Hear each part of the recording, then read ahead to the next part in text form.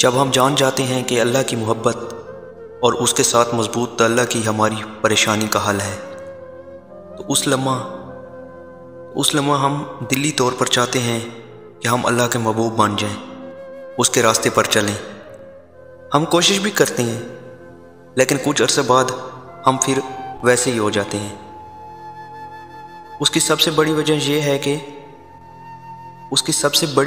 ہے کہ ہم اللہ کی باتیں ماننا چاہتے ہیں، مگر صرف وہ جو ہمارے نفس کو آسان لگے۔ ہم کچھ اللہ کی مانتے ہیں اور بہت سی اپنی۔ آج یہ بات اچھی طرح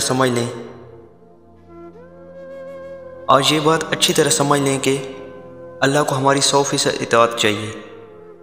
ہاں، کمی کوتاہی تو ہر انسان سے ہو جاتی ہے، مگر اس میں بھی فوراً رجوع کا حکم ہے۔ معافی مانگ لیں، لیکن یہ جانتے بوجھتے گناہ والا لائف سٹائل اختیار کرنا، گانے بھی سننا اور قرآن بھی پڑھنا، یہ درست نہیں۔ صراط مستقیم پر چلیں۔ آپ ایک قدم چلیں گے، رب 10 قدم بڑھ کر۔ آپ ایک قدم چلیں گے، رب 10 قدم بڑھ کر آپ کو تھام لے گا، آپ کو اپنا بنا لے گا۔